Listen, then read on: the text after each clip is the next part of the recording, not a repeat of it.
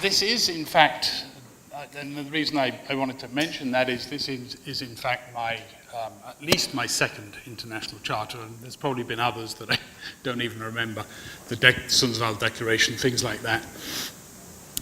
But having been there at the Ottawa Charter, it wasn't, the charter is a nice thing to have, it's a good thing to have.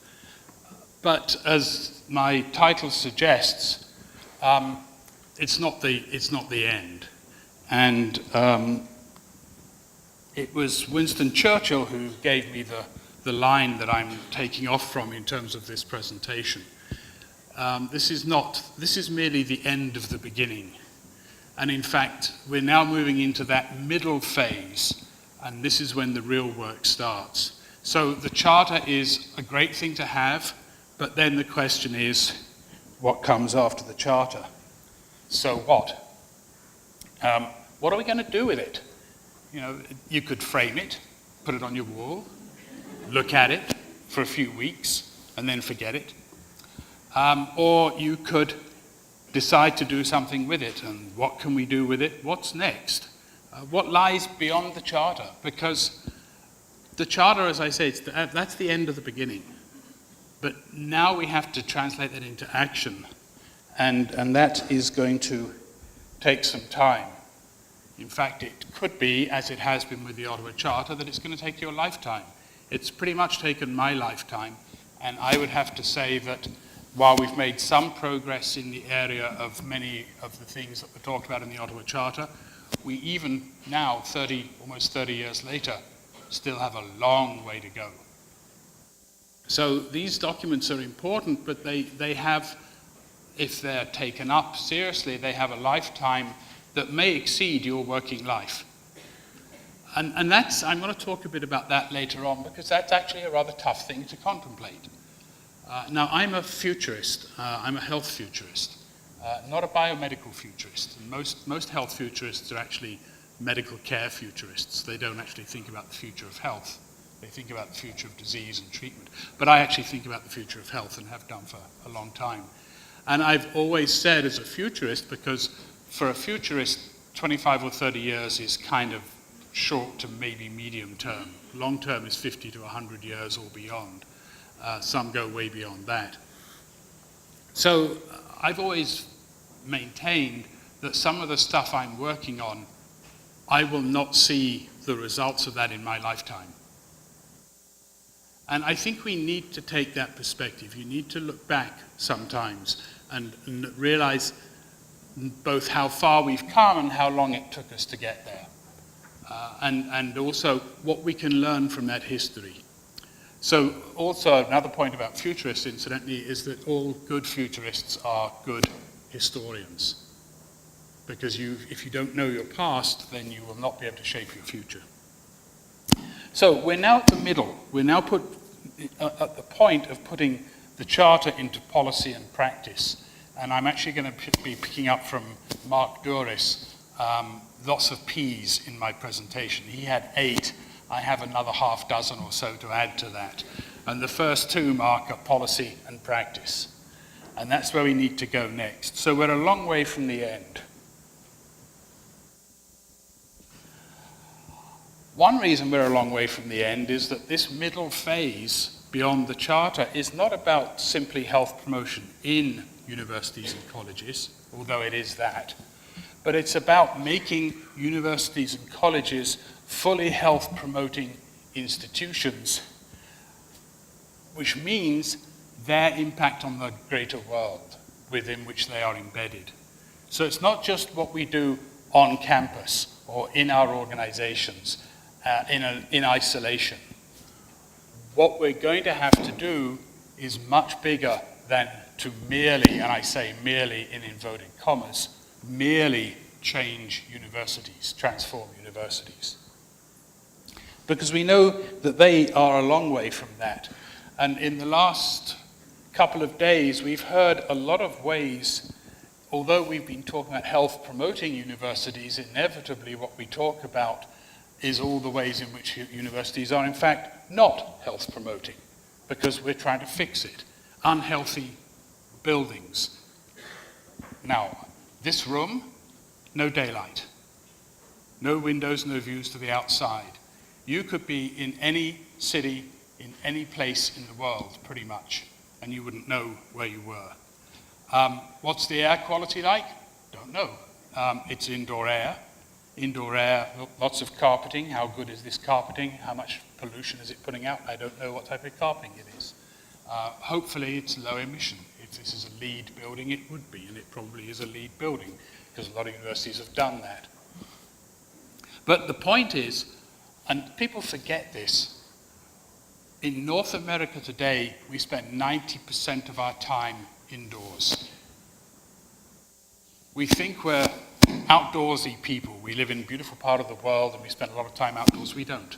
I get my students to keep a time diary for a week, and they're always astonished, even though I've told them it's the case, they're always astonished to discover they're spending 90% of their time indoors or more. So how do we create healthy buildings? And we heard some of that. We heard about environmental unsustainability, and I was delighted to hear that UBC is going to meet its Kyoto target, which unfortunately Canada is not, and in fact has abandoned. But it's good to know that some people take it seriously and live to those commitments. We've heard a lot about the ways in which universities are socially isolating, unsupportive, stressful, some of the ways in which they're inequitable. These are the big challenges we have to face. But you will recognize that none of those challenges, including the challenge of an unhealthy organizational culture, is unique to the university. That you could go to any institution or any community or any setting and you'd find many of the same issues. There are some extra things about the university, and we had some discussion about that yesterday, about the hyper-competitive nature. I was very struck by Richard Keeling's response when I think it was Martin Mrouz asked him about how were his views on kindness and caring received by universities, and his response was with neither kindness nor care. And that's troubling. That's really troubling, actually, that should be the case. And Lancelot Mouy commented yesterday, well, we're not promoted for being healthy. And that is a challenge, that's a problem, because we're very focusing on only one small aspect of what it is to be human, which is to gain and use intelligence and knowledge. But we're neglecting a whole bunch of other things that have to do with being human. It's not acceptable, it has to change. It's no small task. We either have to transform this system, if all of those challenges and many others that we heard in the last couple of days are true, this system is not acceptable. We have to change it. But it's not easy to transform systems. The option, of course, is to just leave it all together and create an alternative. And some people over the years have created alternative universities. But that doesn't actually solve the problem. It leaves the problem embedded in place and just creates something that is hopefully is better. But it's bigger than that. As I said earlier, universities and colleges are part of a larger academic system, so no one university can take the step of changing the way that it, for example, manages grades. I taught at the Faculty of Environmental Studies at York for 14 years. We didn't have grades. It was a pass-fail system. I think that was a much better system in terms of the way people learn than the sort of hyper-competitive grading process. So individual universities can make those kind of changes, or even individual faculties. But it's embedded in a much larger system of peer review and of competitiveness and of research funding and so on. And that in turn is part of a much larger social and cultural and economic system. And our job, your job, is to transform it all. And I say that in all seriousness. We have to change the way the world is working, because the world is not working well from the point of view of the planet, where we have ecological decline underway, and every week now a new study comes out pointing out that things are getting worse, whether it's in terms of the Living Planet Index or the ecological footprint or climate change or species extinctions, you name it. Our impact on the world is catching up with us. And then in terms of equity and social equity and social justice, we've made some progress, but there's still many, many areas of the world where that is a major problem, where we're having massive and disproportionate accumulation of wealth and accumulation of poverty at the same time. That cannot go on either. So we are going to have to make some major transformations, and it may take more than your lifetime, but it's the only worthwhile work to do, in my view, and it's what I've been trying to do for my career. So, more P's. We've seen many wonderful examples of policy and practice, as I said earlier. More P's for Mark. The Charter has its own P's. The Charter talks about people, and places, and the planet. And that's really important, to see ourselves in that wider context. I've got even more P's, starting with some profound questions. Purpose. What business are we in? What are we trying to do, both as universities and as a society? Profit. What do we mean by profit? What is it we're trying to gain? And then passion. Because given all that I've just said, if we're going to actually go beyond the Charter and make the Charter real, we're going to have to decide that that's what we really care about, that that is what we're prepared to pour our energy into, that that is worth fighting for. And it is worth fighting for, but that's a big step, that's a big commitment that you have to make personally with your colleagues and as organizations. Evan Adams yesterday afternoon ended his talk by saying, our purpose is to be the best human being possible. If you like, that is a definition of human potential. Our job as universities, I would suggest, and the purpose of the wider society as well, is to enable people to be the best human being possible, to enable the achievement of maximum human potential by everybody. And everybody's potential is different.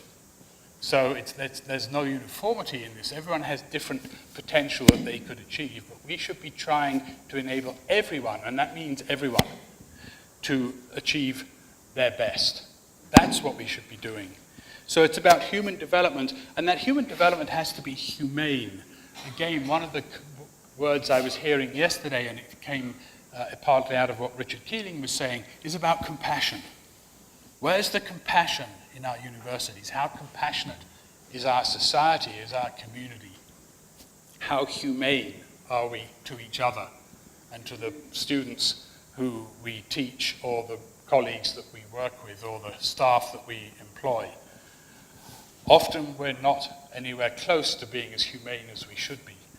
And there is a phrase that comes to mind that says that institutions are organizations that make good people do bad things. And sometimes that is the case, and that's sad but true. How equitable are we? How easy is it to gain access to a university? How easy is it to gain access more broadly to the things that enable human potential in society? What about the levels of poverty and inequity in society, and how is that reflected?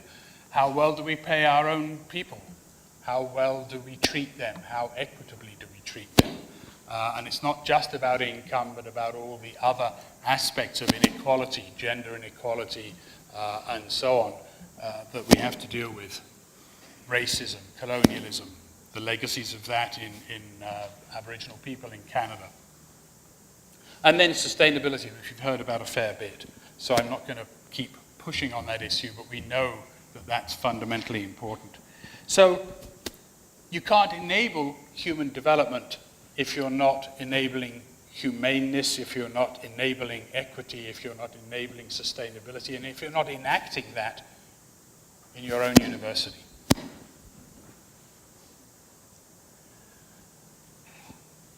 When we talk about human development or human potential, what do we actually mean by that? It's a lot more than health.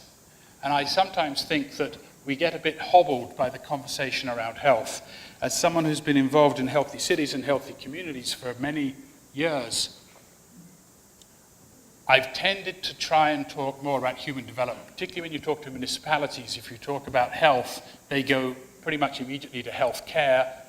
And when they go to health care, what they see is the healthcare system asking them for capital funds to build another hospital, and they don't want to go there, so they really don't want to talk about health. And so it can be a struggle.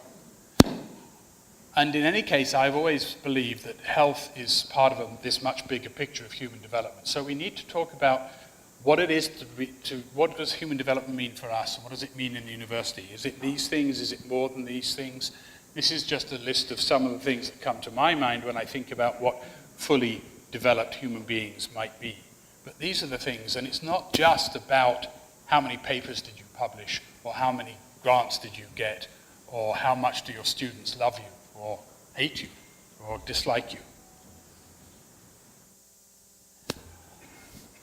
Mark Doris quoted Jonathan Porritt, we should be preparing students for the work of the world, not the world of work. Yes, jobs and careers are important to people, but it's not just about that. We're not, I hope, simply career development institutions. We're about knowledge. I drive my colleagues a bit nuts, I think, because I'm in the fortunate position of not having really to do research. I'm old enough and on a limited term appointment and with enough grey beard and reputation that I can kind of skirt around that. And so when people, as they always do at university, ask me, what is your area of research? My response is, I don't do research, I think. And I actually believe that universities have rather forgotten that important fact. I think that one good, important paper or book is worth 100 bits that we churn out because it's publish or perish. A good, thoughtful piece that you spend maybe years thinking about and developing, that's powerful. And we really need to give much more attention to the importance of thinking and reflection and not just doing and scrambling. Profit, my second P. My apologies to the Book of Mark. For what shall it profit a university if it should gain the whole world and lose its soul? How many people here think your university might be losing its soul? Put your hand up. Quite a few. Isn't that troubling? Quite a few people think the university is losing its soul. I would put my hand up too. Not just my university, but universities general. It comes down to the question of what is our bottom line. Governments and corporate sector will largely tell us that the GDP is our bottom line, that that's our measure of success. But really, is that our purpose in life? Is that why we're here?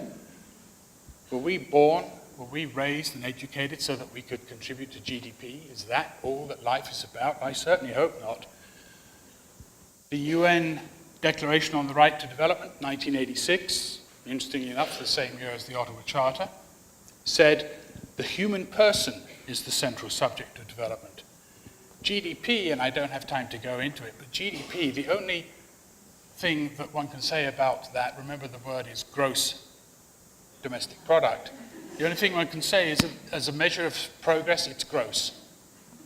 It sucks. It really does. It doesn't make any sense whatsoever. When you consider that the entire economic output of the tobacco industry and the entire economic activity of the healthcare system in treating tobacco-related diseases all add to GDP, it tells you what a stupid measure of success it is. So we need to change what we measure and how we understand success, and I think we need to focus on human development. You saw a model yesterday that was shared by, it was actually Robert Costanza's model of more than one form of capital, and I talked a little bit about that in a question I asked. This is my model of what I call community capital. What we really focused on at the center is human capital. Human development, human potential, our collective well-being. In order to achieve that, we have to have social, and we have to have built, and we have to have financial capital. And all of that has to exist within the one earth that we have. As was commented yesterday, we actually don't have 3.5 more Earths. We can't all live at that level. So we've got one Earth, we have to learn to live on it and within it. And that is a big challenge. And so it's not simply about building financial capital or economic capital as sort of the combination of financial and built capital, particularly if in doing so you deplete other forms of capital. If you're depleting natural capital or social capital or human capital in order to build economic capital. So my view is that in the 21st century, we need real capitalists, and universities have to be real capitalists. And that means they have to simultaneously increase all 5 forms of capital. And that's tough, that's a challenge, because we're not used to doing it that way. And this has some important implications. We're going to have to divest from the old economy. We could start with fossil fuels. How many universities here have passed fossil fuel divestment resolutions? Mine has, UVic, UBC I know has, the faculty, a few others. Fossil fuel divestment is one of the big challenges we face. We have to get off it because we can't afford to burn all the fossil fuel that is in the ground. If we did, we will blow so far past 2 degrees centigrade of global warming that it's not even funny. We need to invest in the new sustainable, equitable, human development-centered economy, and that economy is slowly emerging. And that also means we should take funds only from this new economy. We can't go around investing in the economic actors who are making things worse, not better. And we can't take funds from those who are making things worse, not better. And yet we do, in all sorts of ways. So there are some very profound implications. If you take seriously the challenge of equitable, sustainable human development locally and globally, there are some very serious implications for where we get money from and what we put money into. And these are significant challenges, not just for universities, but for societies, but we have to show the way. The Charter says, and I haven't seen the revisions, but I'm hoping this is still in there, that health-promoting universities and colleges strengthen the ecological, social, and economic sustainability of our communities and wider society. So it's not just about us, it's about our communities and our wider society. And if you believe that, then you have to believe that we have to not just transform universities and colleges, but society as a whole. That universities and colleges, I would argue, have a duty, not on their own, but they do have a duty to work on transforming the world. Sounds like a worthwhile thing to do with the rest of your career and beyond, because these days we all live well beyond our careers. And what else are you going to do in retirement? After all, I mean, you know, the work isn't going to, the need for the work is not going to stop. Which takes me to my third P, passion. Passion and transformation. Never doubt that a small group of thoughtful, committed citizens can change the world, said Margaret Mead. Indeed, it's the only thing that ever has. But part of that is that it's more than head work. I'm more and more interested in the role that the arts can play and our symbolic representations can play in change. Because frankly, our track record of using science to create change has not been all that great.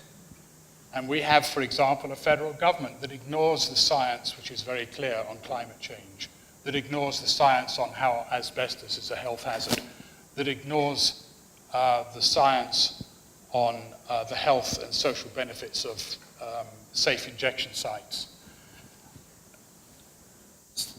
Just presenting the facts doesn't work. It has to be more profound than that. So we need to think about not only the head work, which is what we do at universities a lot, but also the heart work, the gut work. What do you feel in your gut? How do you feel it in your gut? How do we change that? And that's going to require passion, requires advocacy. One of the things, I've just written an editorial, comes out this week, or next week, from the Canadian Journal of Public Health, and the title is Advocacy. It's not a dirty word, it's a duty. We've come to the point where we have believed that scientists shouldn't be passionate and shouldn't advocate, and that somehow it's unprofessional and damages your credibility. Well, who better to talk about the implications of their work than the scientists? We need to be out there and speaking and advocating and standing up for the things we believe in, not simply saying, here's the facts, now it's up to you. Because that hasn't worked very well. So, how do we get there? Well, here's some thoughts, and I'm going to end with this quite quickly, because I know I'm running close on my time. I have 5 minutes, that's just time enough. Thank you. Okay, so the first thing is to address Mike Douris's 8 Ps. The second is multiple transformation roles, and I'll tell you now I have 6 slides there I will not get through. You can have the PowerPoint, but I just want to highlight the idea. I don't really have time to show you the nice little video of the hummingbird story. How many people here know the hummingbird story? Okay, I might have time very quickly to tell you. And then I want to end with a little story of my own about a sailing trip. So, Mark put up 8 Ps yesterday. Reasons why healthy university projects or initiatives may not work. So we have to reject those 8, and that's of course what he was saying. And he talked about, and I've embellished somewhat, some of the things that we actually need to do. So this isn't just a project. We have to actually change the organizational culture of our universities, and for that matter of our society. Enough of politeness. We need to be honest, we need to be blunt. We need to stand up when we have a federal representative here and say we think your government's wrong on this, that, and the other, which is what I just did. Because they are wrong, and they need to hear it. We need to challenge the status quo. We need to challenge power, not sort of ignore those realities. Instead of playing the game, Mark suggested we need to disrupt the game. We need to situate the university in its community and in the world and understand that you can't just change the university. You have to change the world. We have to keep it salutogenic. We have to keep it restorative. And we have to avoid parochialism and see the big picture. So in his list of challenges, of course, are the answers. And I didn't invent most of those. Mark actually had them in his presentation, but I just want to go back to those. Secondly, so that's the challenge, that's the work ahead of us. That's daunting, to say the least. And so I have some thoughts about how you do that. The first is this. I don't have time to go through all of these, but as I was thinking about this last night, and that's why I didn't make it to the banquet, incidentally, because I was busy writing this. This came back to me. James Robertson, 1978, wrote a lovely little book called The Sane Alternative. And in that, he had a bunch of transformational roles. And they ranged from the strategic and the conceptual through the practical. He even said there's a role for people who deny the need for change, because in doing so, they actually make things worse, and that accelerates the need for change. So the point is, it's not your responsibility. I used to think I could change the world. And then after 20 years or so of marriage, I realized I couldn't even change my wife's views. Why did I think I could change the world? So a little humility in all of this is quite useful. But there are many roles, and he has 13 of them, and I don't have time to go through that. But the lifestyle role, the metaphysical reconstruction role, the strategic role, and even the reactionary role, the pessimistic and cynical role. Here's what he thought of the academic role. Here's what his view of us was. Humble or superior observers of what is happening. Enjoy talking about it, writing about it, scoring points off one another about it, but don't want to take part. I hope that's not true of us.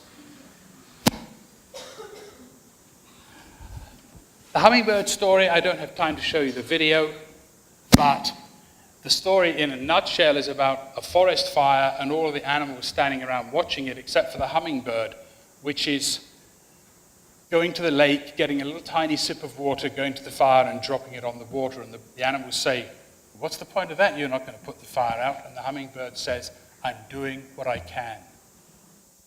It's a lovely little story. We all have to do what we can. And we can't all change the world, and none of us can change the world on our own. But together we can be powerful, as Margaret Mead said, and we just have to do what we can. And sometimes that may not seem like very much, but every little drop of water that you drop on the fire makes a difference. And then finally, Mark said yesterday, you have to hold on to the big vision and take incremental steps. And that's what I mean by a sailing trip. So here's a way of thinking about this that I have found useful over the years. You are here in this harbor, here's the land. And you want to get to this island over here. But between you and the island is a bunch of reefs. And you are in a sailing boat, of course, and you don't have an engine, and the wind is from there. So that's what we're trying to do in our lives as we try to transform institutions like universities. We are trying to navigate from here to there. Now, if you had a power boat, which is what strategic planners think we have, you would just turn on the engine and you go zip. That's easy. What's the problem? That's a master plan. How well do they work for you? We don't have a power boat. We have a sailboat. We have no engine. How do you get from here to here in those conditions? Anybody? Get everybody in the same boat, row together. Well, you could row, but that's kind of hard work. You've got sails. You may as well use them. There's got to be some sailors in the room. You tack, right? You tack. So what do? You don't go directly. You set off out here, and you then come back over here, and the reef gets in the way, and you come back a little bit. And then you go up here, and you come out here, and you're doing really well. And then the wind gets stronger and stronger and stronger. And it gets more and more difficult to make any progress, and you spend a lot of time doing this. Any of you ever done that? We've all done that. What happens if the wind gets really strong? You head for cover. You drop some sails, you tuck in behind the reef. If it continues to be really stormy, you might have to drop most of your sails and run back to shelter in the harbor. This is the point at which you're evaluated and they conclude you've achieved absolutely nothing. And they close your program down. So what happens after a storm? Well, usually after the storm, you get a wind shift. The wind is now from here. What's that called in the community? That's an election. Okay? The political wind just shifted. So this tack is not going to work any longer because now you're straight into the wind. So now you're going to tack this way. And you duck back around the reef again, and you're doing okay. You're getting up here, and you're doing really well. And you get out here, you're heading towards that island, and the wind drops. All the energy goes out of the community. There is nothing left. Anybody ever been there? Okay, so what do you do when the wind drops? Come back to you. You get the oars out. Maybe. My preference is you bring the six-pack up on deck.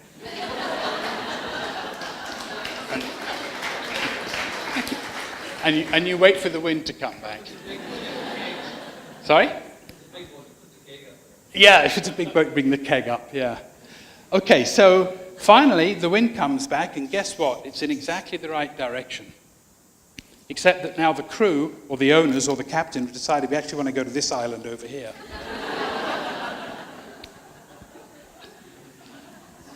You've all lived through change processes that are just like this, right? We live it every day. This is really how change works. And this is what we need to think about. So when Mark says, this is, if you want the technical name for this, there is a planning theory, actually, behind this.